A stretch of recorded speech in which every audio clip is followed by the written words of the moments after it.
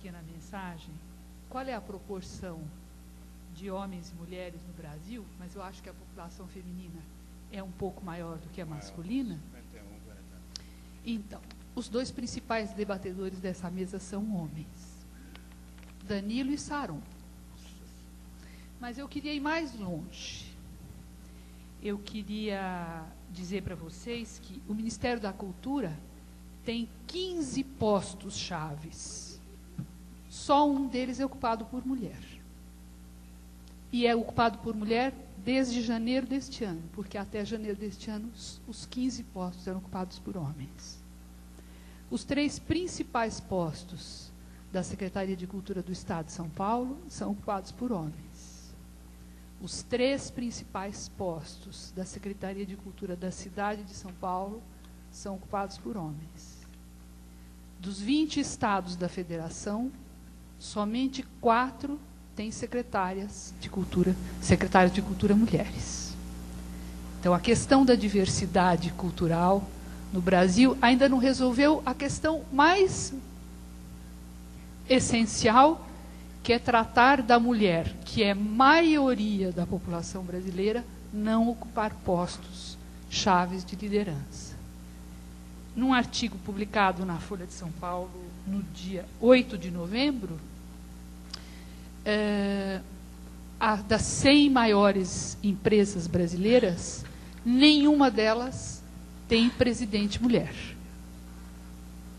Então, eu queria só dizer que eu não fiz essa descortesia com o Danilo e com o Saron, porque eles são pensadores, imagino eu, como eu e com todos dessa mesa, nas questões fundamentais da cultura. E eu acho que essa é uma questão fundamental da cultura.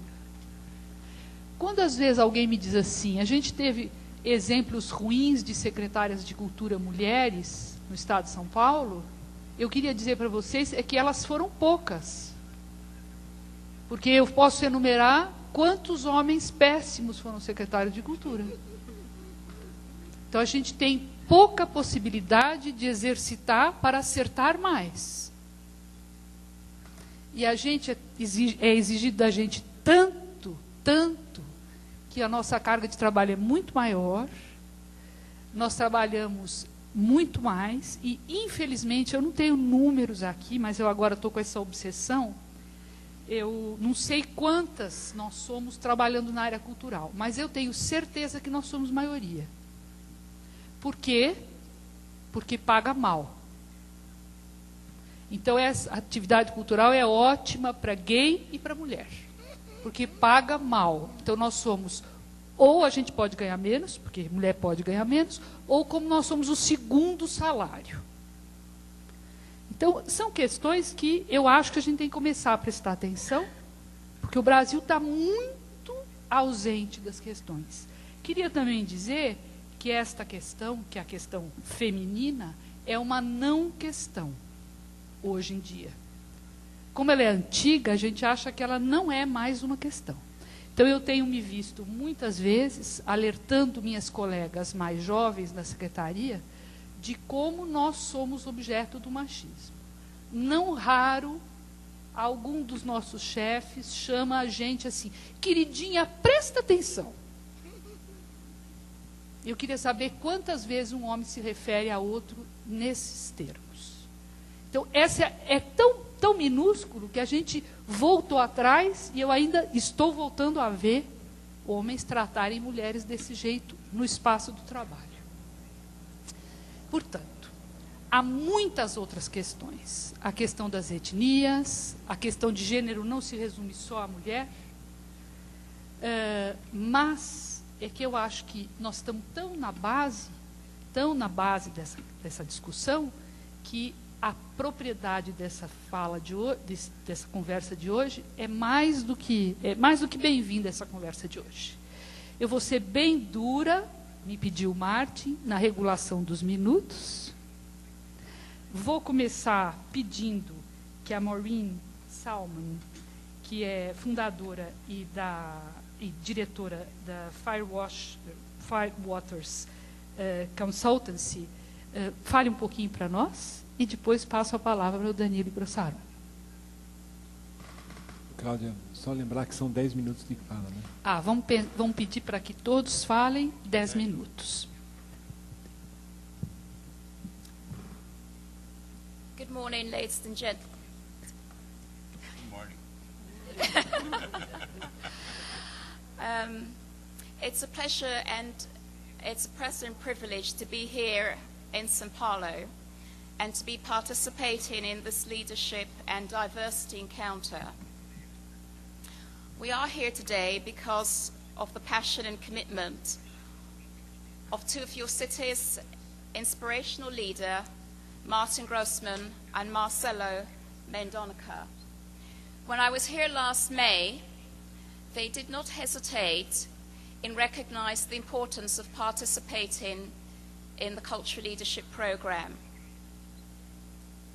And I would like, on behalf of the Cultural Leadership Program, to extend our thanks to them and their two organizations. I would also like to extend thanks to Stephen Rimmer at the British Council for his support.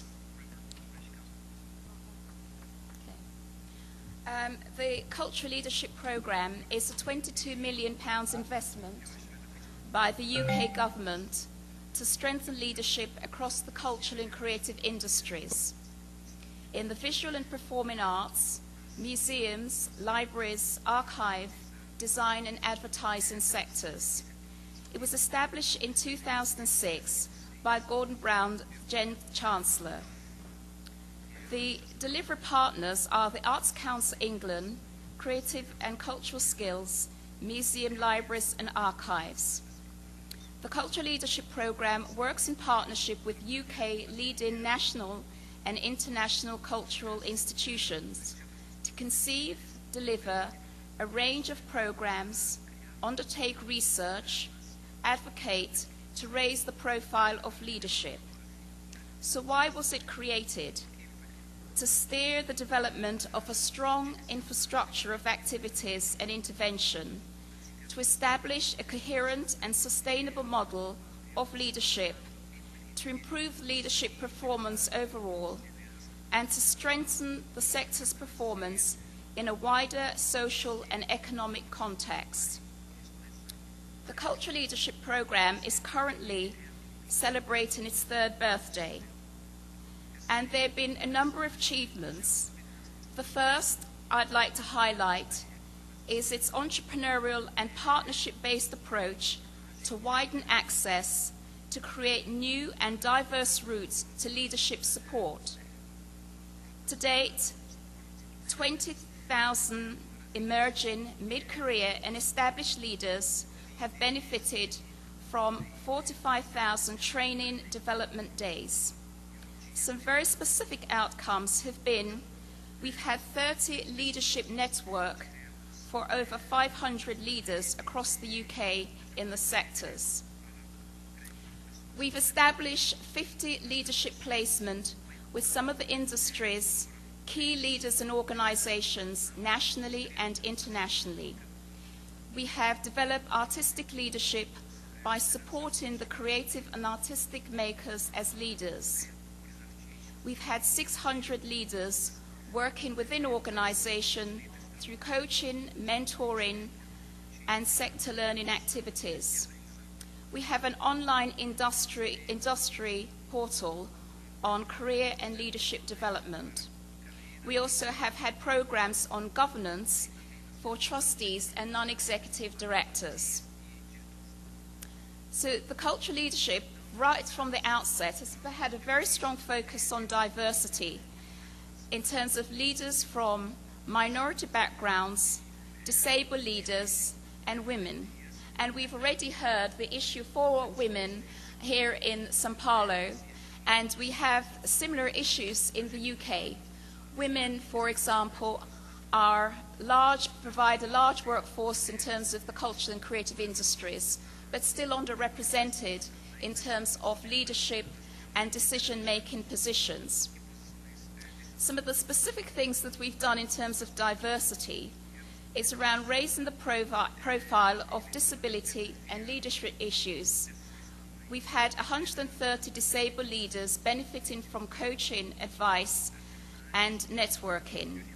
We've had 500 leaders from disabled and ethnic minority backgrounds taking part in leadership development days. We've had major research in benchmarking women in leadership. We've also had an international symposium looking at heritage, legacy, and leadership to explore diversity across the heritage sector. The cultural leadership has had a major role in advocacy, nationally and internationally. Nationally, we've had seminars, conferences, debates. We have a website resource, and we also have a number of training opportunities. On an international level, the cultural leadership has advised and steered the development of the British Council's global program called Cultural Leadership International. And it's a way in which the cultural leadership has been extending and sharing the model that we have developed in the UK to strengthen international partnerships. In terms of its ambition, the cultural leadership aims to strengthen the pipeline for leadership development right across the sectors, to create priorities within the workforce for future sustainability and development of the sector. With regards to cultural diversity, there have been three major aims. The first is about raising the aspiration of future minority cultural leaders, equipping them with the skill and knowledge to succeed. Second is to fast-track their development into higher levels of career success. And third is about celebrating their success and helping them to articulate their vision for the future. We've had a number of programs such as the Power Brokers Leadership Pathways. We've had the International Leadership Program, which you will hear about in a moment. And we've also had a program for senior leaders called Power Brokers Advanced. The Power Brokers International Leadership Placement, that I have been the program delivery partner for the cultural leadership for the last 2 years, was established in January 2008. They are work-based learning opportunities within the sector internationally. They're designed for mid-career leaders to broaden their leadership practice, experience, and intercultural competence. They are inspirational as well as aspirational in terms of the diversity leadership and development opportunities. Each of the leaders have a specific project that they work on throughout the 3 months of their placement. They are designed to provide them with personal development, creativity and innovation, opportunities to make strategic intervention, high-level networking opportunities, and to build partnerships and relationships, to be entrepreneurial, and to develop intercultural competence. To date, we have established 14 international placements. In the United States and New York, we've had partnership with Jazz at Lincoln Center, Harlem Stage. In Jamaica, it's been with the National Gallery and the National Library. In Hong Kong, it's been with the Academy for Performing Arts, the National Museum of Singapore, Beijing Modern Dance Company, the Errol Barros Center for Creative Imagination in Barbados, and the National Art Gallery Barbados. And they're the two placements here in São Paulo that you will hear from both Dewinda and Carol. And I would like to conclude by just highlighting the fundamental benefits for the leaders who've been on these programs.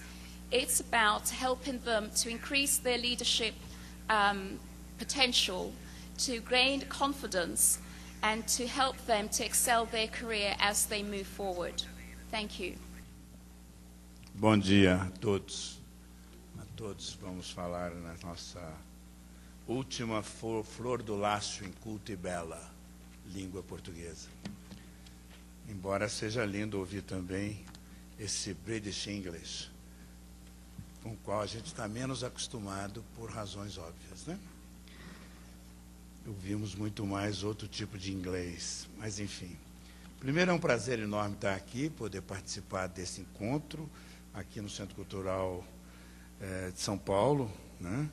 Que é um marco na cidade de São Paulo. Eu não vou me estender muito, porque meu tempo é curto, mas, de qualquer forma, eu gostaria de dizer que é sempre enorme o prazer de poder participar de qualquer tipo de evento aqui, porque aqui realmente é o grande centro público de cultura na cidade de São Paulo, né? Eu participo de ações de uma grande instituição ligada a várias ações, inclusive ao campo da cultura.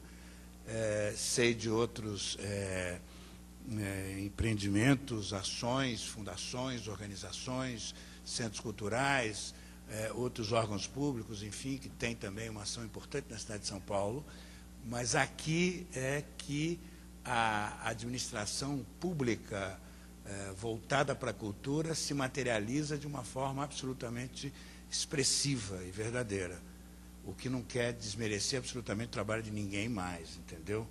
De nenhum outro centro e nem dos nossos, que é uns centros também bastante reconhecidos e importantes na cidade de São Paulo. Para vocês terem uma ideia, o Centro Cultural São Paulo, ele é da década de fim de 70, início da década de 80, ele foi fundado em 82, que é mais ou menos o mesmo período em que nasceu a área cultural expressa e forte do Centro da Pompeia, da fábrica da Pompeia do SESC. Os dois têm uma trajetória muito paralela, muito próximas, né? E, naturalmente, com dificuldades da administração pública, com características muito diferentes, mas, de qualquer forma, os dois desempenhando um papel absolutamente fundamental na cidade de São Paulo. Acho isso importante ressaltar, e eu nem sempre tenho a oportunidade de fazê-lo. Gostaria, portanto, de agradecer o convite do Martin, do British Council, enfim, de todos aqui presentes, cumprimentar a todos, e a Cláudia, nossa ilustre coordenadora aqui presente.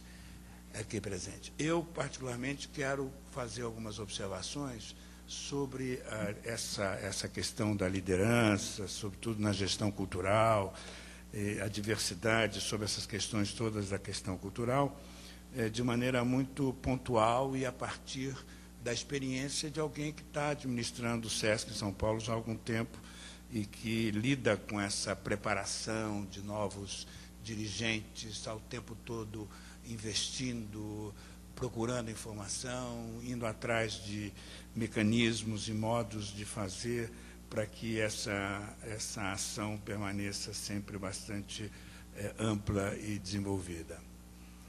Eu gostaria de colocar algumas questões relativas, sobretudo, a uma observação que se faz em torno da administração de modo geral.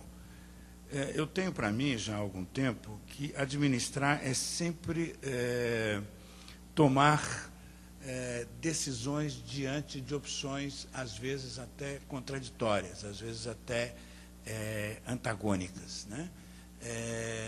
É uma necessidade fundamental do ser humano, sobretudo aquele que tem a pretensão de poder liderar algum processo, tomar decisão.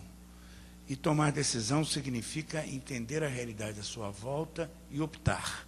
E quando você opta por alguma coisa, eu costumo dizer, você desopta por outra. Ou seja, você abandona uma, você não escolhe uma.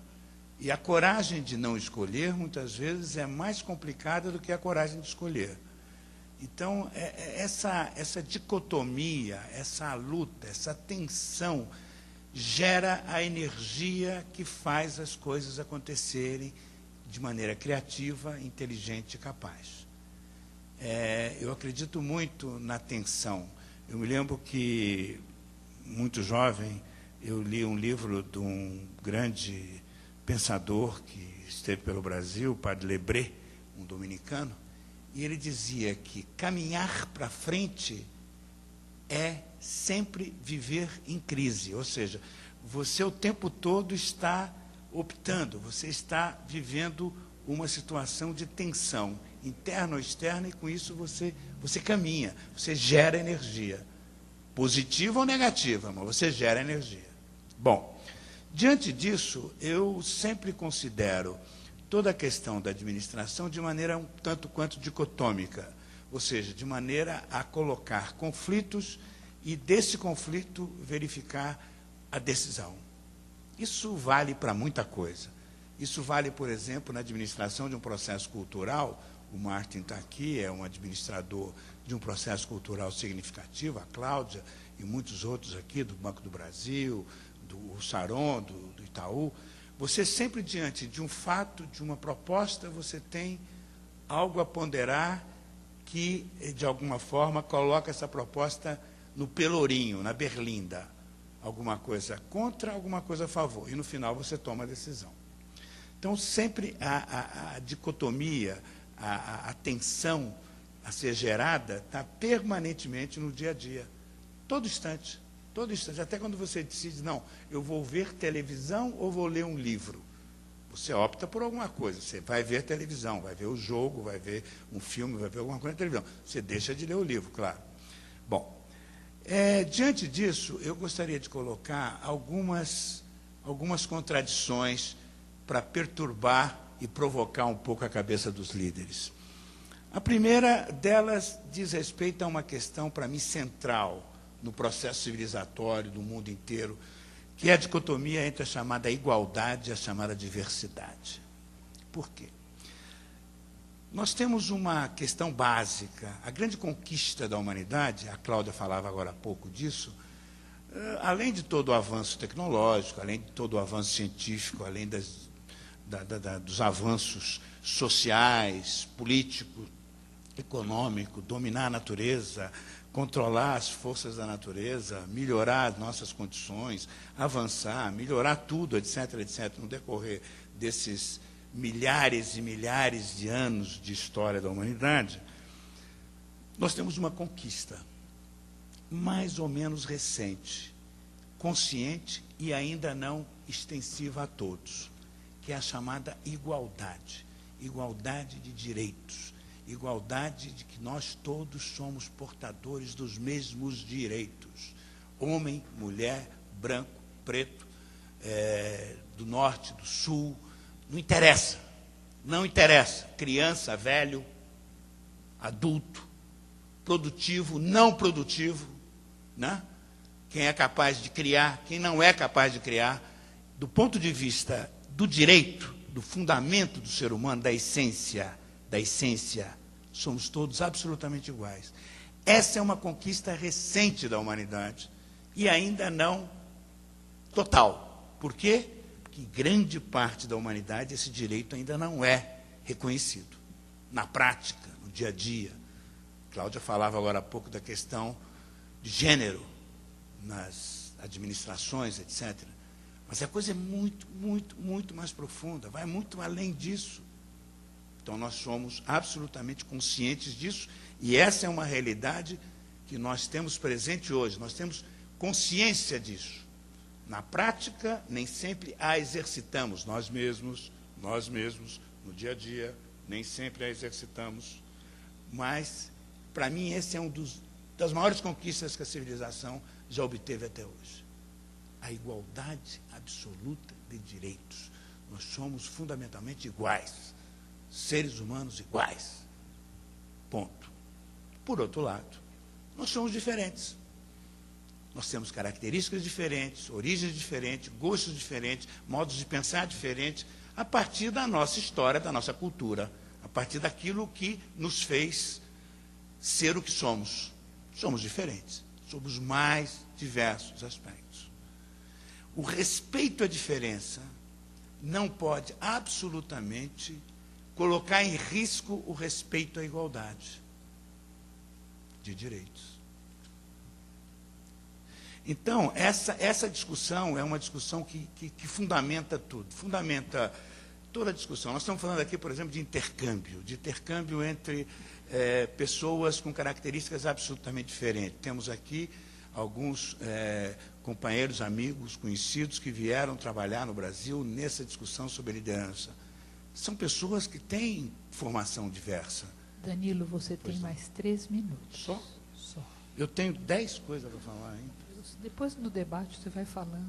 Tá bom. Ah, no debate eu falo? Vou ser bem dura. Cláudia, Emendar eu fogo. ser dura. Você é fogo, não, Claudinha? Ainda Pelo estou dando amor os de minutos Deus. de choro. Tá bom. Então, tá bom. Então, eu vou só apontar outras dicotomias, porque essa, para mim, é a fundamental. A partir daí, você gera toda uma discussão. Mas eu gostaria de discutir também a questão da diversidade e a globalização, ou seja, a questão local e a questão global, que é uma questão absolutamente fundamental para o entendimento da nossa realidade.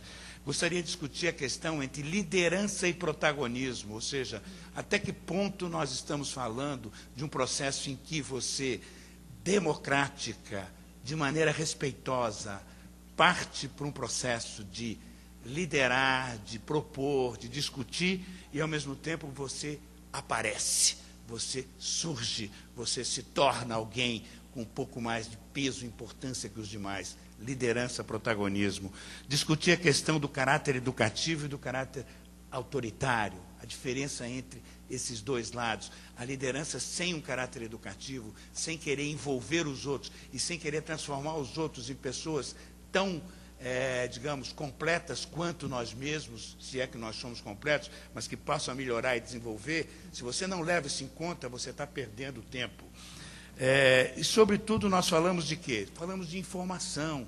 Nós estamos falando muito essa história de que vivemos numa sociedade da informação. Na prática, o que significa isso? Significa ter um conhecimento profundo de si mesmo, um conhecimento profundo do outro e um conhecimento do seu entorno, da sua realidade local, da sua realidade nacional, da sua realidade internacional. Ter a visão do tempo presente, ter a visão do que passou, a história, o que justifica, por que nós estamos assim agora, vestidos desse jeito, sentados aqui, e temos a história que temos, né? O que aconteceu antes da gente e qual a previsão, qual a perspectiva que nós temos de futuro. Ou seja, essa capacidade de leitura do seu entorno como algo absolutamente fundamental. Dessa maneira, a gente procura responder às grandes questões que dizem respeito à gestão cultural. A gestão cultural não é outra coisa senão o resultado de toda essa capacidade de perceber, de olhar, de se informar, de verificar o seu entorno e, com isso, propor. Propor o quê? Propor saídas, aceitar saídas propostas. Não é só propor saída, aceitar saídas propostas, aceitar a discussão sobre os temas mais variados e mais importantes, enfim, da nossa história, do nosso momento.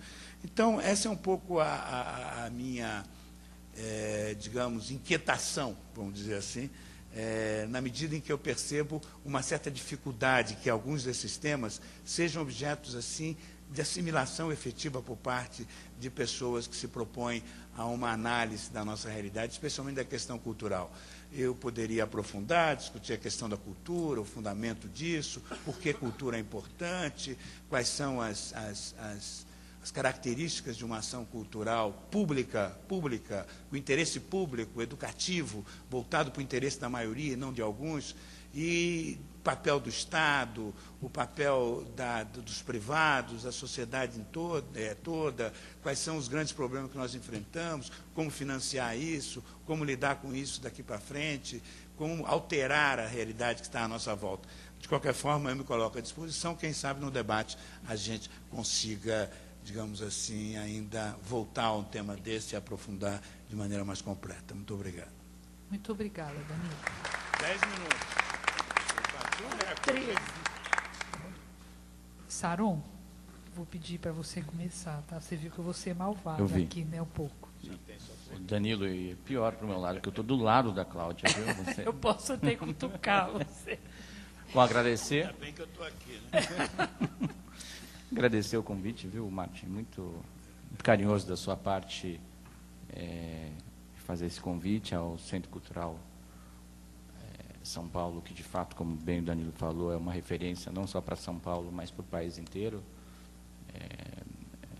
Não necessariamente só no campo da gestão cultural, mas decisivamente no campo da produção cultural. Então, é um prazer estar aqui, nesse lugar que, na minha adolescência, eu frequentei muito e poucas vezes imaginei que estaria do lado de cada mesa. Então, é um prazer, ao mesmo tempo, um certo um orgulho de estar desse lado da mesa.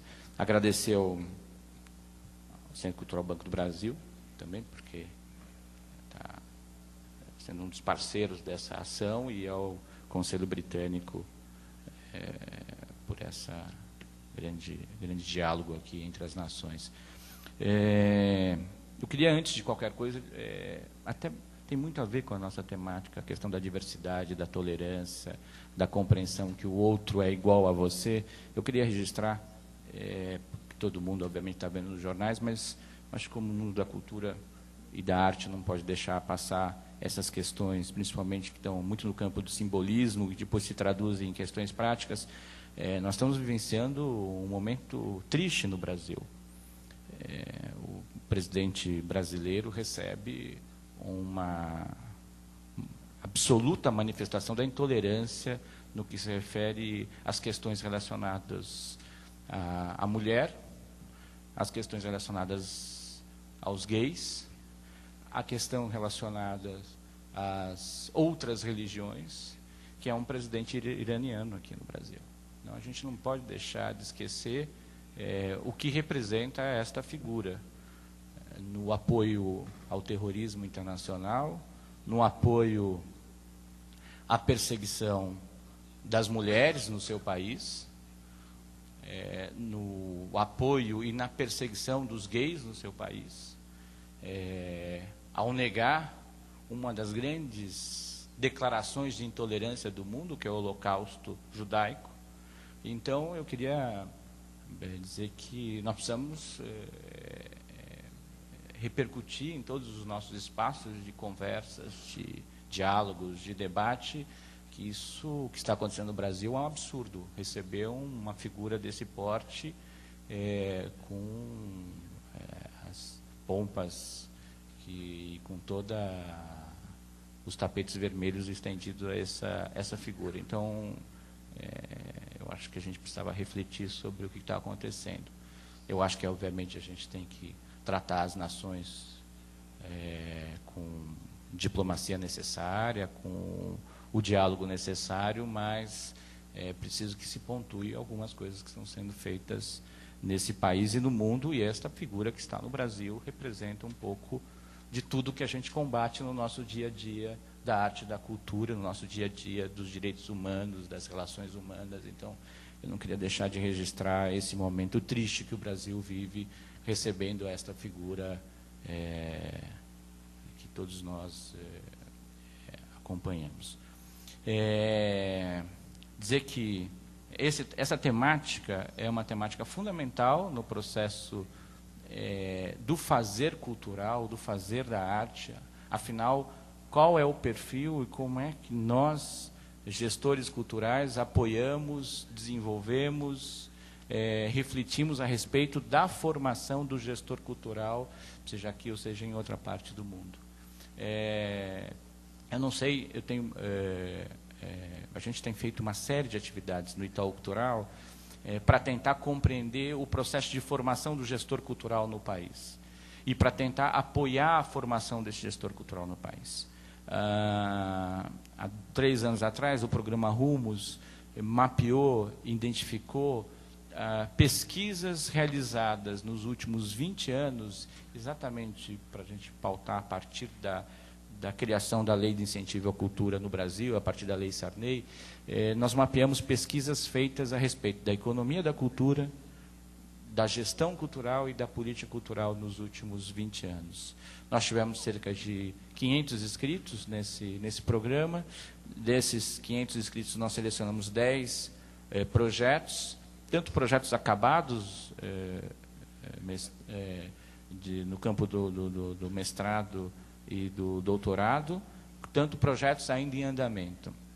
E o que nós identificamos é que boa parte dos projetos estão ligados a patrimônio, e muito poucos projetos estavam ligados à formação cultural, à formação do gestor cultural no país. Para vocês terem uma ideia, hoje só há 2 universidades no país que, na graduação, cuidam da formação do gestor cultural. Uma delas é a Universidade Federal Fluminense, no Rio de Janeiro, que tem um curso para produtor cultural, gestor cultural, é uma mescla. Cursos de pós-graduações sobre gestão cultural no país também são muito poucos. O que a gente identifica, e nós fizemos também uma análise dos cursos, quando abrimos o edital a respeito da política cultural, economia da cultura e gestão cultural, os cursos de pós-graduação que surgiram nos últimos anos no país são, boa parte deles, voltados para apresentação de projetos para a Lei Rouanet. Com raríssimas exceções, a gente tem programas de formação do gestor na pós-graduação que se dediquem a questões como inovação, conhecimento, sustentabilidade, diversidade cultural, questões que nos tocam diretamente. Então, boa parte desses cursos estão relacionados a, de fato, como apresentar projetos para a Lei Rouanet.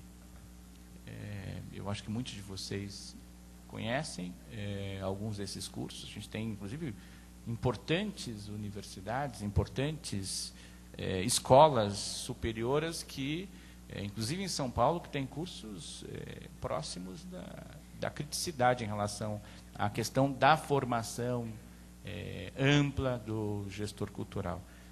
São, de fato, os cursos muito críticos. Recentemente, a gente, no Itaú Cultural, a gente fez um convênio com a Universidade de Girona. O professor Teixeira Coelho é o coordenador pelo Itaú Cultural desse convênio. Nós criamos um curso de pós-graduação para a formação do gestor cultural no país. Eu não quero fazer propaganda do curso, mas eu queria fazer propaganda de uma questão que aconteceu conosco, que nos surpreendeu. Nós imaginávamos cerca de 300, 400 Saron, inscritos. você tem mais 2 minutos. Jura? Nós imaginávamos cerca de 300 ou 400 inscritos para este curso. São 40 vagas, esse curso já começou em setembro. É um curso parte virtual, parte presencial, são cerca de 320 horas o curso, o programa. Portanto, é um curso denso.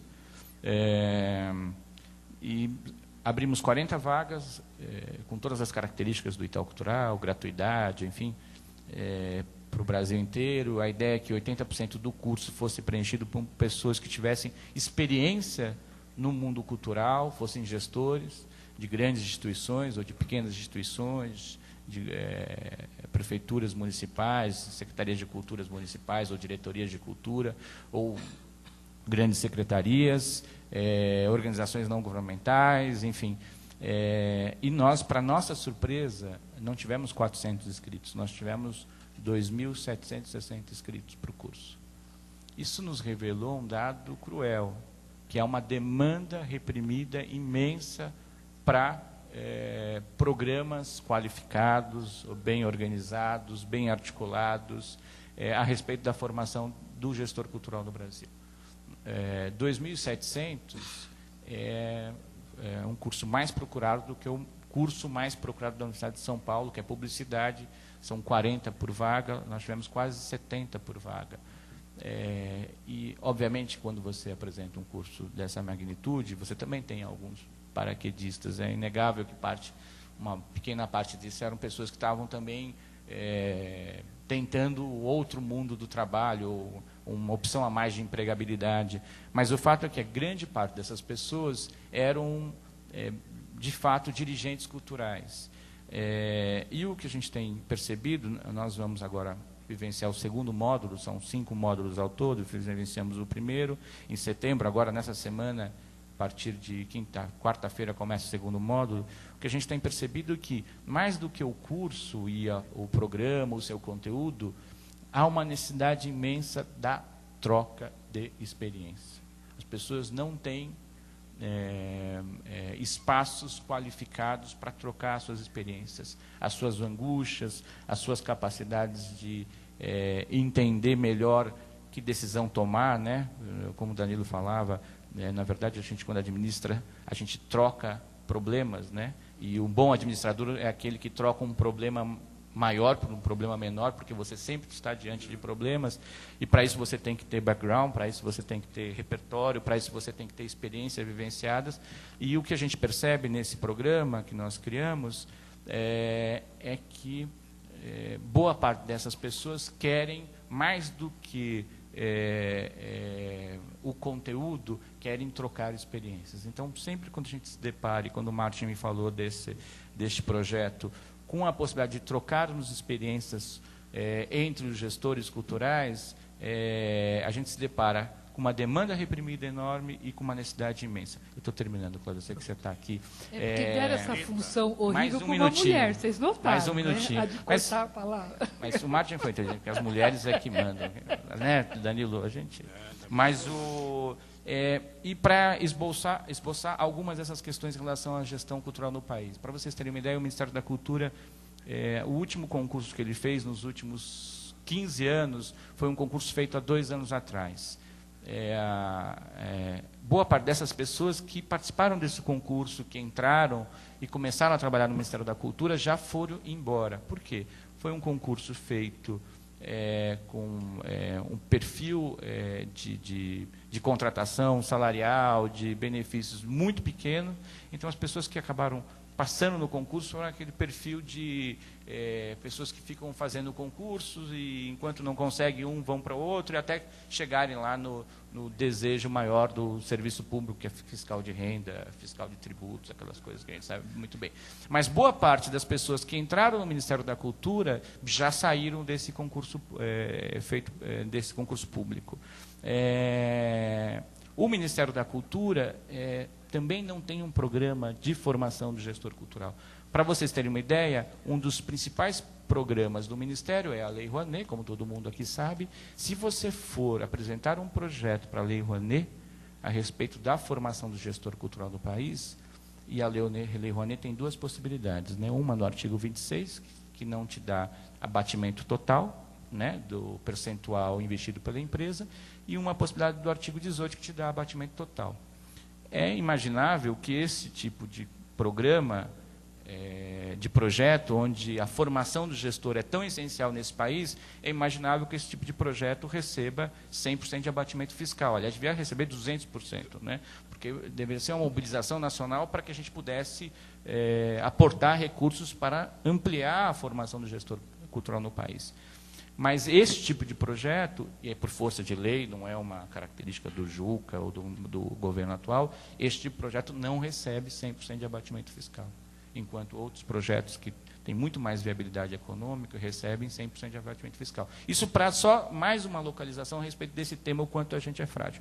Para terminar, como a Cláudia começou com uma boa provocação, eu queria dizer que a gente tem lá no Itaú Cultural, e a Renata não me deixa mentir. Se eu estiver mentindo, Renata pode dizer, você não vai perder o emprego, porque nós temos 16 gestores no Itaú Cultural. Dos 16 gestores, 11 são moças, são mulheres, além da nossa presidente, que é Milu, que é mulher, né? Mas é isso. Muito obrigado, viu, gente? Desculpe, o tempo é pequeno, mas eu acho que a gente vai aprofundar agora na conversa. Marcelo, passo a palavra para você. Eu vou ser Duda também aqui, tá? Tá bom. Bom, então, primeiro agradecer, né, e cumprimentar todos aqui, a Maureen especialmente, né, por poder vir ao Brasil, né, nesse meio desse placement, para ter essa conversa com a gente, e a turma que veio aqui hoje participar dessa discussão. Mas eu gostaria de começar a minha pontuação aqui em cima fazendo o eco à fala do Danilo, né, que eu achei assim, colocado de maneira brilhante, da questão, né, dessa conquista irrefutável, né, definitiva, em relação à igualdade de direitos e oportunidades, né, como questão básica, né, e o respeito à diferença. Mas o que eu gostaria de pontuar em cima disso é que, enquanto líderes, enquanto gestores culturais, a gente deve tomar muito cuidado para não hierarquizar essas classificações da diversidade, né. A ideia é valorizar a diversidade de maneira igual. Então, a gente está falando de todas as possíveis, né, categorizações de gênero, de etnia, de sexo, de orientação, de comportamento, mas eu acho que é uma coisa que a gente tem que ter muito em mente na formação do novo gestor cultural, dos líderes, né. E um outro ponto que eu acho bacana colocar, porque o setor cultural parece que está sempre um pouco à frente, né, das discussões importantes para a evolução da humanidade. No Centro Cultural Banco do Brasil, a gente nasce, né, em 89, com esse pano de fundo, né, de tratar a diversidade como um valor de atuação, né? Então a diversidade para a gente não é somente a questão de pano de fundo, mas também um mastro que orienta o jeito da gente atuar. E aí a gente fica mais contente ainda quando vê a empresa, né, a organização Banco do Brasil, tendo a diversidade como foco de atuação, né, colocando a diversidade no foco da sua comunicação e do seu jeito também. Então, a última campanha de comunicação do Banco do Brasil, que ainda está no ar, diz exatamente isso: nossas diferenças fazem a diferença. Né? A ideia de tratar toda essa diversidade, convivência, né, de opiniões, práticas, culturas, né, e eu acho que essa é a nossa contribuição para a inserção dos novos líderes, né, de tratar a diversidade como uma coisa básica, como uma coisa comum, não como um programa, ou um programa de cotas ou de posição afirmativa, mas como uma ideia de maximizar, né, de não é só tomar a diversidade como uma vantagem competitiva, mas como algo que aí está e que a gente tem que lidar de maneira muito adequada com isso. Bom, mais poucas colocações aqui, para ser bem rápido também, eu acho que o debate vai ser bem interessante, é que acho que num programa de diversidade bem-sucedido, né, ou num jeito de lidar com a questão da diversidade na área cultural, tratar ver todo mundo como um indivíduo com contribuições singulares a oferecer e as pessoas serem julgadas quanto à qualidade das suas contribuições, e não com base em conclusões irrelevantes ou subjetivas sobre uma classificação de diversidade. Então, é um outro cuidado, né, de não estereotipar, do preconceito. Eu acho que, enquanto formação de novos gestores culturais, dar o exemplo é o primeiro passo. Né? Assim, o comportamento do líder, né, da pessoa que está à frente de uma equipe, começando a dar o exemplo, né, com atitude e comportamento de respeito, de tolerância, de compreensão e de tomar partido mesmo das diferenças. E não tentar assimilar, colocar todo mundo no mesmo, né, ou ignorar a questão da diversidade. E eu acho que coloca como forma para a gente pensar um pouco mais, né, maneiras da gente maximizar a diversidade, né, como é que a gente poderia pensar isso, né, algumas ideias. Né. Primeiro, não tratar a diversidade como um recurso, né, como uma questão fundamental, como hoje a igualdade de direitos e oportunidades é uma questão fundamental, e não como um problema. Né. Às vezes, a gente vê lideranças que querem deixar todo mundo igual, tratar diferentes de maneira igual. Acho que tem que tomar um cuidado nisso, e isso é importante que você pesquise, que você perceba, né, e como a Cláudia começou provocando, né, quantas mulheres, quantos gays, não interessa a classificação, mas é importante você buscar os dados e ver como é que está a sua equipe, como é que está o ambiente que você está atuando, né? Fazer uma análise correta disso. Né? É importante até para que você possa estabelecer objetivos e metas para mudar a situação atual, para mudar o seu status. Né? Então, a partir disso, desenvolver, né, determinar objetivos e envolver os mais diversos grupos nesse plano de maximização, vamos dizer assim, da diversidade. Não deixando de pontuar, de esquecer que a comunicação é vital, há uma boa comunicação e o jeito de comunicar. A gente tem muito esse ranço do preconceito, do estereótipo, da piadinha, tomar muito cuidado com isso, com a linguagem, né? E eu acho que aí, de novo, o líder cultural é a pessoa que dá o exemplo e não tolerar os preconceitos, né? E a coisa fácil, que acho que está arraigado, né, em todas as culturas, umas mais, outras menos, mas a gente vê exemplos mais interessantes, por exemplo, nos Estados Unidos, na Inglaterra, em que piadas sobre esse ou aquele grupo, essa minoria, são consideradas coisas muito inadequadas, né, e são reprimidas. Eu acho, tocando um pouco no que o Saron falou também, em relação à visita do Ahmadinejad. Tudo bem a questão diplomática e o diálogo é o caminho, mas você tem que pontuar que você não tolera a intolerância. Né, de repente, por aí. E eu acho que, por último, eu acho que estou sendo rápido, né? Está quase acabando. Podia até doar uns minutos para você. Eu acho importantíssimo que com base nisso tudo, né, com base na questão de considerar, né, não hierarquizar as diferentes classificações da diversidade, procurar alinhar a sua organização, né, a instituição que você está trabalhando, ou a equipe, ou o projeto, em relação à questão da diversidade. Isso com programas de benefício, com eventos sociais, com programas de RH. Então, você tem que trazer e fazer um plano de desenvolvimento da diversidade. Eu acho que são pontuações que a gente colocou aqui, mas tirando um pouco do que ouvimos também, né? Então, passar para frente para o debate. Obrigado, Cláudia. Olha, obrigada. Passo a palavra para o Martin. Bom dia a todos. Eu queria, antes de mais nada, também fazer o agradecimento e lembrar que a inspiração para esse encontro, né, partiu do programa de liderança cultural do Arts Council. Quer dizer, é um programa que nós não conhecíamos, a Maureen Salmon nos procurou e aceitamos o desafio de desenvolver um projeto para esse programa, né?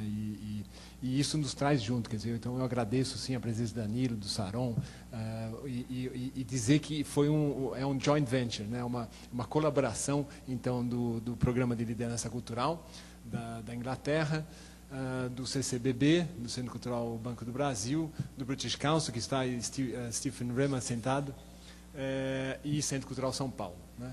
E claro, muito, acho que assim, é um momento importante porque nós trazemos para o mesmo espaço, e dentro desse espaço que é extremamente democrático, né?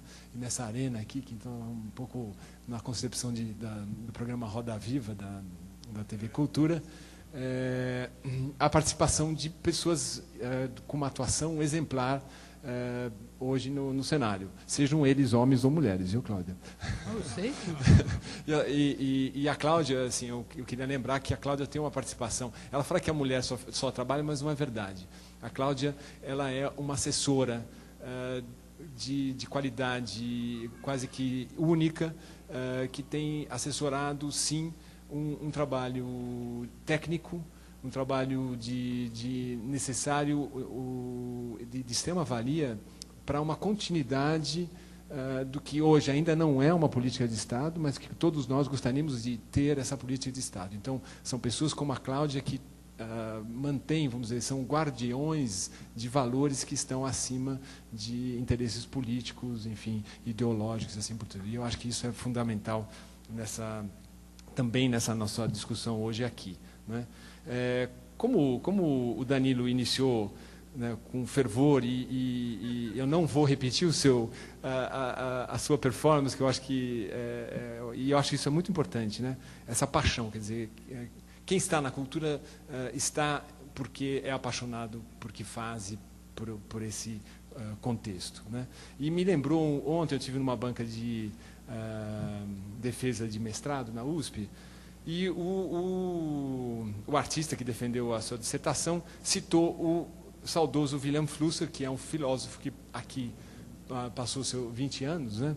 E eu vou citar rapidamente uma das várias, né, manifestações em torno de cultura. Ele sempre foi um provocador. Então, é uma parte de uma citação. Topo com obstáculos em meu caminho, venço alguns, transformo-os em objeto de uso, em cultura, com o objetivo de continuar seguindo. Então, no fundo, isso vem ao encontro de uma coisa que eu acho que é importante. Como todo mundo falou do Centro Cultural, esse centro que é inspirador, e de fato ele representa a cultura pública, né? Não que outros não o façam, mas ele teve sempre esse valor e essa importância na cidade de São Paulo. A lembrança do Danilo é essencial, quer dizer, são dois espaços culturais que surgem no mesmo momento histórico, ainda antes da abertura política, né, mas já com espírito democrático, e que vão ser, sim, vamos dizer assim, equipamentos culturais exemplares e que vão servir de modelo, né, para outros que se seguiram. Mas nada como uma boa metáfora. Quantos minutos eu tenho, Cláudia? Mais 7. Tá bom. O Centro Cultural é assim, para orquestrar isso aqui, a gente tem que ter uma metáfora, porque é tão grande e que você tem que falar assim, não, bom, como é que dá para gestar um equipamento cultural com esse gigantismo, com essa dimensão. Então, desde o início, eu voltei para meus bons tempos, que eu sempre falo assim, por que não continuei velejando? Eu era um velejador. Então, para mim, isso aqui é uma nave, né? Uma caravela. Então, assim, o que é interessante, quer dizer, que é uma nave que não só apresenta ou representa a cultura, mas que também a transforma, lembrando essa citação do Flusser, né? Por essa navegação necessária e esse desejo, né, de alcançar aí, ou de ir além mar ou além das baías protegidas da nossa nação, né? Mas para onde a gente está navegando? Eu não tenho dúvidas que a gente hoje navega num grande oceano globalizado, né? Uma esfera pública conectada, quer dizer, nós estamos aqui, internet sendo, né, que o acesso hoje é total. Claro que não são todos que estão nos acessando, mas pode ser que tenha alguém nos assistindo no Japão, ou nos Estados Unidos, ou na Índia, seja lá, na África, né? Lembrando, então, como uma navegação, que a gestão cultural deve ser vista não só, né, como uma missão, né, mas como uma aventura. Eu acho que a gente não pode perder esse espírito de aventura.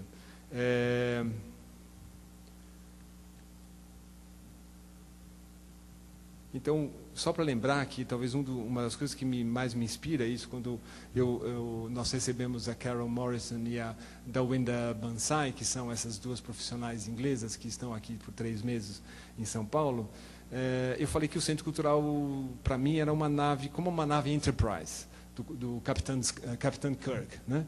E o seu fiel escudeiro, o Spock. Não sei quem é o Spock, podia ser uma mulher, né? Mas é um homem. Mas eu tenho muitas mulheres da equipe também, viu, Cláudia? Mas, assim, acho que é um dos primeiros exemplos de um pensamento na indústria cultural de se falar de diversidade, né? De se falar, vamos dizer assim, de uma riqueza, de uma nave que comporta várias culturas. E aí, então, mais do que multiculturalidade, eu vou também citar um outro importante teórico enfim, muito presente entre nós, que é o Canclini. Ele fala que hoje a gente deve falar mais de interculturalidade do que multiculturalidade. E o Saron não fez propaganda, mas eu faço aqui, na revista do Observatório do Itaú Cultural, eu acho que é a última edição, número 8, justamente fala da diversidade cultural, e está o texto do Canclini, além de outros. Recomendo. Martin, você tem mais 2 minutos. Tá. Então, quais são os princípios que eu acho que são fundamentais para a gente debater com a nova geração, enfim, com os nossos provocadores que aqui estão, né? E que norteiam essa gestão? Aqui no Centro Cultural eu digo que é o livre acesso. Então, nós estamos potencializando o livre acesso, que é um pensamento que foi gerado por uma equipe incrível que, dentro de um processo ainda, né, de censura e de autoritarismo, pensou num grande equipamento cultural horizontalizado, participativo, democrático. Então, isso é fundamental. 2 outros conceitos, alteridade e diversidade. Eu penso eles juntos. O Danilo falou de igualdade, diversidade. E é um pouco assim, quer dizer, se a gente não pensa no outro e tenta entender, no mínimo entender o outro, né, a gente não consegue, de fato, gestar dentro de uma diversidade cultural. No caso do Centro Cultural, a partir de amanhã, agora eu vou fazer uma propaganda, nós teremos durante 3 dias uma discussão sobre acessibilidade e discutir cultura da acessibilidade. Seguindo um gesto que eu acho que foi radical, que foi pegar a Biblioteca Braille e levar ela para o seio da instituição, que é a Praça das Bibliotecas, e fazer com que a cegueira invada o domínio da cultura visual, né, do monopólio de um sentido que sempre constituiu a cultura ocidental. Então, eu acho que são um pouco de radicalismo de vez em quando, não esse, né, nosso do presidente iraniano, que esse a gente, de fato, despreza e apoia essa manifestação do Saron.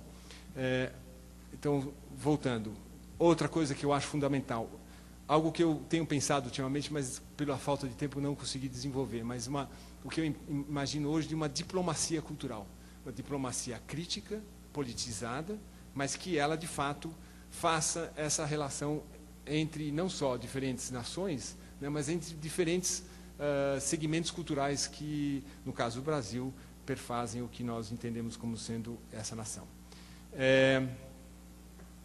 Da mesma forma, eu acho que a gestão cultural deve ser, sim, crítica, mas não, de forma alguma, ideológica e partidária. Então, reforçando o que eu falei no começo, que o que desejamos, né, e que eu espero que a próxima geração leve isso a cabo, é que nós consigamos chegar numa política de Estado para a cultura, né?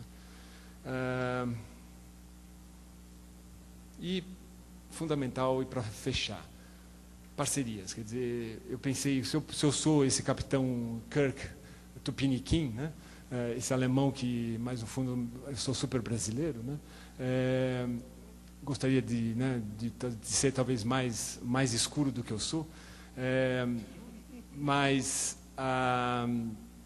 eu pensei no Danilo, então, nesse grande oceano, ou seja, Danilo, Marcelo, Saron, são companheiros que têm suas naves. O Danilo tem, na verdade, uma esquadra, né, Danilo? Você é poderoso, né? Nós temos, vamos dizer, nossas naves mães, umas são mais tecnológicas, né, como a do Itaú Cultural, outras são mais analógicas, a gente está tentando queimar etapas para chegar numa modernidade como o Itaú Cultural, mas, enfim, o que é fundamental? É trabalharmos juntos, em parceria, né? E isso é o que é um exemplo dessa mesa, quer dizer, sem o British Council, sem o Cultural Leadership, sem o CCBB e sem essas equipes todas que estão envolvidas nessa empreitada aqui, e nossas convidadas, né, Carol e Dawinda, nós não teríamos essa possibilidade de debater o que nós esperamos dos próximos gestores culturais. Obrigado.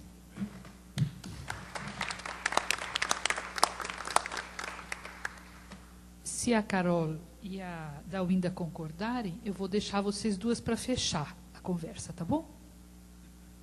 Porque daí vocês vão ter observado todos falarem, tá bom? Tá bom, mas eu tenho uma pergunta. Então, só uma pergunta e quero algumas respostas também. Pois não. Tá ótimo. Vamos começar com você, Adriana? Vamos, faça a estreia. Já ouvimos muitas vozes masculinas aqui hoje. Eu estava aqui anotando várias coisas que todo mundo foi falando. E eu, na verdade, tenho perguntas e não colocações. Para quem não me conhece, eu sou Adriana Barbosa, sou produtora cultural, trabalho com cultura negra há 8 anos. Desenvolvo um projeto aqui em São Paulo chamado Feira Preta. Desse projeto surgiram outros projetos de capacitação de artistas e empreendedores negros. E as pílulas de cultura, que são inserções de cultura negra em alguns espaços culturais. A gente também realizou aqui no Centro Cultural São Paulo, na semana passada. No Brasil, a gente tem hoje aproximadamente 50,6% de população negra, segundo os últimos dados do PNAD e do IBGE, saiu agora recentemente. E o que eu percebo é que a gente tem, isso através do meu trabalho, que a gente tem uma forte produção cultural negra no município de São Paulo, principalmente oriundo da periferia, das regiões periféricas, Capão Redondo, Cidade de Tiradentes e algumas regiões da Grande São Paulo. Só que grande parte desses produtores culturais não tem acesso hoje ao que a gente tem hoje de modelo de gestão no mercado cultural. Por exemplo, as linhas de editais, grande parte são pessoas físicas, né, não estão vinculadas a nenhuma instituição, e o baixo conhecimento do que é esse modelo de gestão cultural. Isso é um diagnóstico a partir do público da Feira Preta, tanto visitante quanto dos artistas. E aí fica uma reflexão e uma pergunta para vocês gestores dessas instituições, de que forma que hoje as suas instituições têm incluído a população negra. Ela não é minoria, né? 50,6% é grande parte da população hoje do Brasil. Quais são as ações que vocês têm desenvolvido para incluir essa população, essa produção cultural negra? Eu, até o momento, momento, não conheço nenhum observatório e nenhum mapeamento dessas iniciativas. E uma coisa que a gente também tem discutido muito entre os nossos coletivos é que existe, sim, uma economia criativa dentro desse movimento negro, dentro dessa produção. Durante muito tempo foi estereotipado que o negro é muito bom de bola, muito bom para fazer samba e muito bom para dançar. A gente também quer ganhar, já que foi estereotipado de que a gente sabe muito bem fazer isso, então a gente quer ser remunerado para isso, a gente quer ser incluso nessa cadeia produtiva. E aí fica uma reflexão e uma pergunta para vocês, se vocês em algum momento já pensaram sobre isso, sobre essa questão étnica. Acho que falar de diversidade é encarar de frente esse assunto, não dá para amenizar. Enfim, é isso, fica uma reflexão. Eu aqui estou como pessoa física, né, sou uma produtora cultural atuante nesse movimento e, enfim, quero trocar e partilhar a minha experiência com vocês. Eu vou sugerir o seguinte, então, que cada um faça uma pergunta para a gente ter a possibilidade de cada um ter feito pelo menos uma pergunta. E vou perguntar se a pessoa quer dirigir essa pergunta para alguém. Você quer dirigir a pergunta para alguém, Adriana? Seria possível cada um falar um minutinho das suas experiências nesse Danilo, segmento? você começa? Prazer. Sobre a questão específica da Adriana, eu acho importante pontuar. A instituição que eu administro em São Paulo há muitos anos, ela tem uma política absolutamente universalizante, ou seja, abrindo perspectiva de inclusão à população em geral, sem localizar questões assim específicas de ou chamadas minorias, que não é o caso, mas enfim, que às vezes classifica como tal, mulher como minoria, negro como minoria, não sei o que como minoria, recebi e a não mensagem, são. Quantos são? Mulheres são 97,5 milhões e homens 92,4 milhões. Nossa Senhora, é muito 5 mais. 5 milhões de diferença. E onde é que elas estão mesmo? Você vê, né? Eles Uma provocam, brincadeira, uma você vê, brincadeira. eles provocam. Não é brincadeira, pelo amor de Deus. Então, todas essas ações, elas não têm uma perspectiva direcionada para um grupo específico, a não ser algumas ações, como, por exemplo, a questão do idoso, que é uma questão que o SESC já levanta desde os anos 60, a questão da criança, sobretudo do idoso e da criança excluída, e dos excluídos de modo geral, onde grande parte da população negra se encontra, o que é realmente uma coisa advinda de um processo histórico, cultural, que nós conhecemos muito bem. Então, as ações não têm essa característica, mas, do ponto de vista do que é produzido e do que é... Porque, veja bem, o SESC trabalha tanto com a questão da produção quanto da questão do acesso.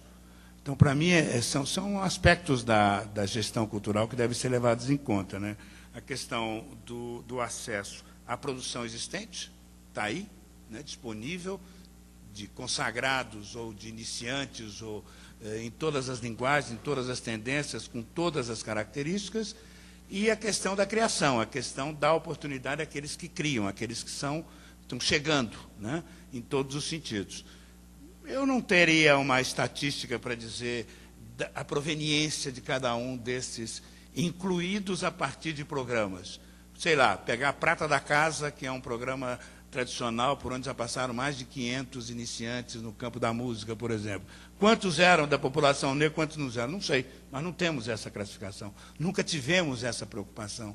Mas, certamente, um número grande era de pessoas provenientes da população de origem afrodescendente. Claro, é normal, é isso que... Por quê? Porque a gente trabalha na perspectiva da porta aberta, na perspectiva da rua que entra. Pompeia tem um pouco essa característica e a gente leva muito a sério. A rua que entra é aberta ao menor de rua e ao executivo. E, com frequência, você vê essa situação acontecendo lá dentro. Para nós é uma riqueza fundamental. Agora, você pega, para dar um exemplo, selo SESC. Selo SESC é um selo novo que a gente está criando, aliás... Temos uma relação muito próxima com a Prefeitura e com o Centro Cultural, a partir do lançamento que nós fizemos juntos da coleção de Mário de Andrade, que é uma coisa preciosíssima, né? preciosíssima. Mas, independente disso, alguns títulos, e são poucos os títulos que nós temos até agora, mas eu não sei a quantidade, mas um dos títulos chama-se Baita Negrão. O que é? É um trabalho em cima da figura de Monsueto, gravado pela Virginia Rosa. Só para dar um exemplo, bobagem.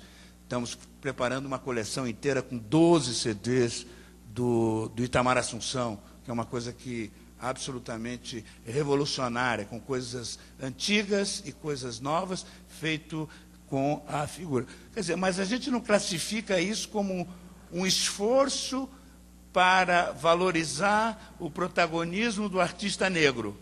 Não entra, essa categoria não entra para a gente. Entra no sentido de valorizar um aspecto histórico fundamental. E isso nós estamos cumprindo.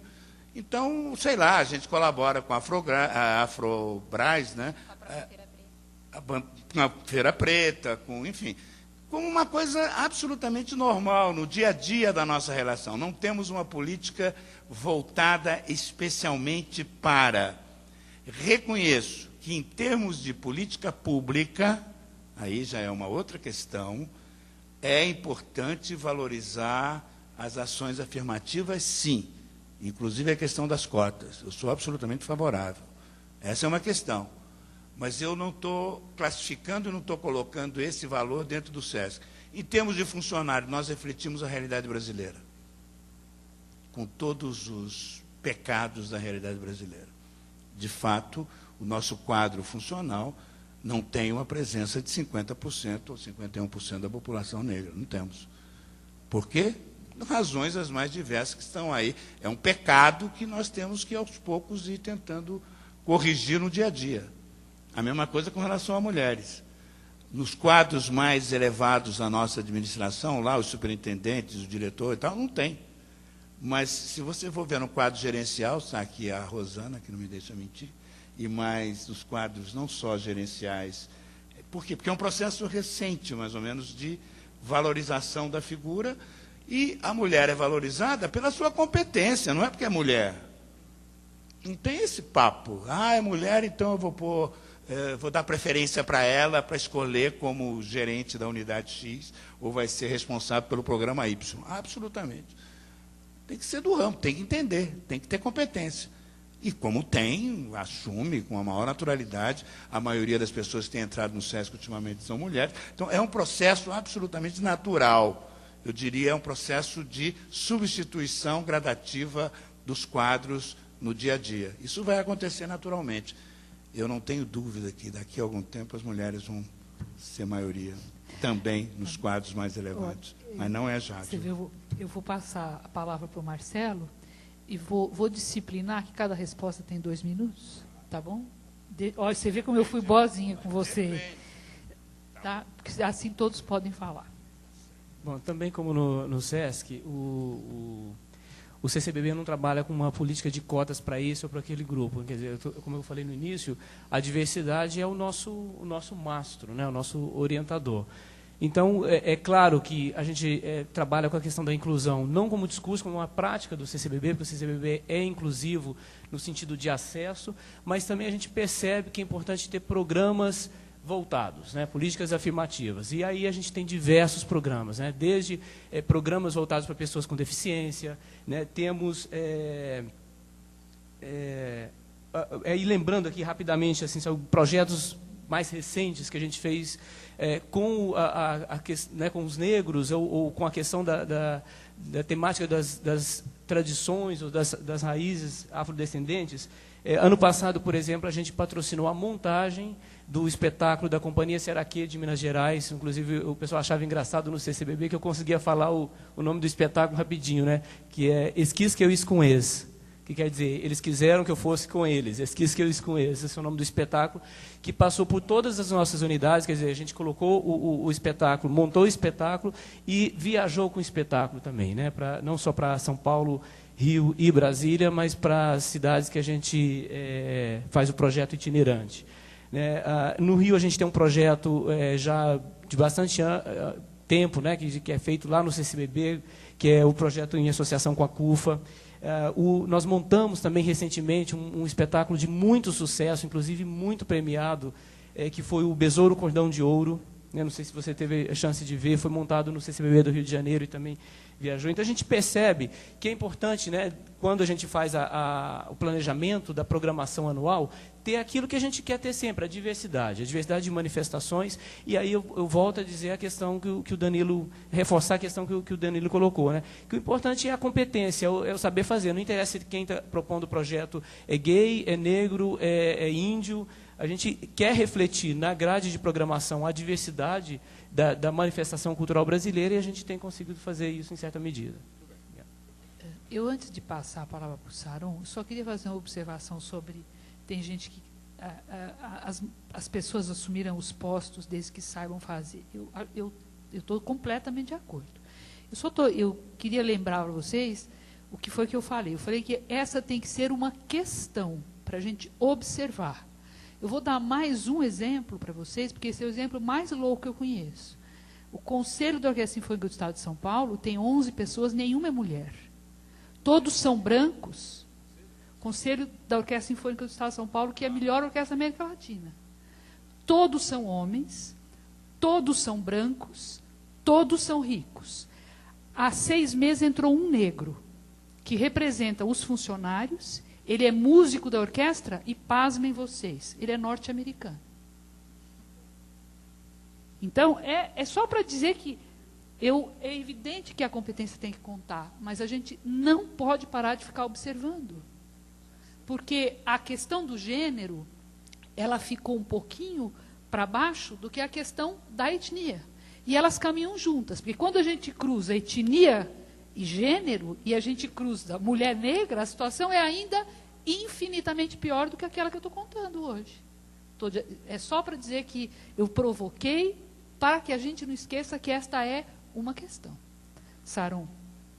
Tem uma questão de fundo que para mim é fundamental na construção dessas organizações e que está muito presente nessa mesa aqui e que faz com que a gente possa desenvolver políticas e desenvolver missões e visões de maneira mais qualificada, que é a questão da perenidade.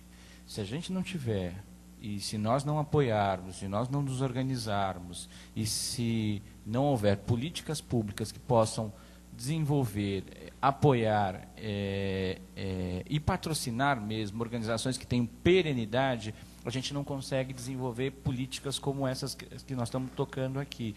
Porque, imagine só, o Danilo colocou bem aqui a questão da longevidade de algumas organizações e principalmente do próprio SESC. E mesmo com essa longevidade, você ainda tem algumas dificuldades a respeito do trato dessa questão do gênero ou da cor, ou das questões sociais, ou as distâncias que esses vários Brasis nos impõem em virtude da dificuldade de acessar essas organizações. Essas organizações, elas conseguem ter programas, projetos, políticas, missões muito claras quando ela tem no seu fundo esta relação com a perenidade. E perenidade significa qual é o legado que essa organização está deixando para a sociedade. Por exemplo, nós temos lá no Itaú Cultural um programa chamado Programa Rumos, que muitos de vocês aqui conhecem, que é um programa que já vai para os seus 13 anos de existência, que tem características que ampliam esta perenidade. Por quê? Primeiro que é um programa de edital público. Então, ano a ano, troque o gestor, tem algum tipo de movimentação em relação ao próprio grupo e o banco no que se refere ao seu patrocínio, tenha ou não tenha a lei Rouanet, como já aconteceu, tenha ou não tenha a lei de incentivo à cultura, como já aconteceu, nós temos que editar um novo projeto a cada ano. Tem que haver uma apresentação de um novo edital a cada ano, né? E esse edital, ele tem algumas características que ele é resguardado ao longo dos seus vários anos e dos seus vários planejamentos. Como, por exemplo, cada edital fica no ar por 3 anos entre mapeamento, formação e difusão, como, por exemplo, esses editais são feitos não só para a pessoa jurídica, mas também para a pessoa física, para que outras pessoas que não têm uma superestrutura ou que estão no começo do seu processo de produção artística possam ter as mesmas condições de participação de uma pessoa que já tem uma pessoa jurídica constituída, tem uma empresa por trás, tem uma organização por trás, enfim. Então, ter programas, e esses programas só podem ser desenvolvidos, com raríssimas exceções, com instituições que têm um mínimo de perenidade.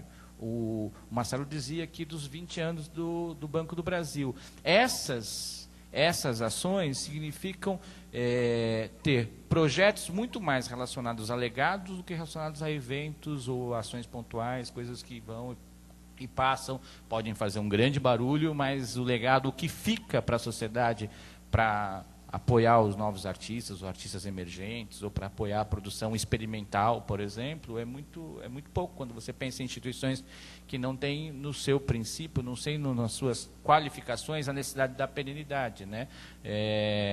Então, o programa Rumos, para nós, é um atestado dessa possibilidade maior de se acessar outros perfis que não estão nesse nosso métier, que é um pouco isso que nós estamos discutindo, né? E a outra questão é um outro programa, muito rapidamente, é o programa que a gente desenvolve junto com o AfroReg, que é o programa Antídoto, que já tem seus 5 anos, que também mapeia e difunde, reflete sobre organizações que trabalham com arte e cultura em zonas de conflito, né?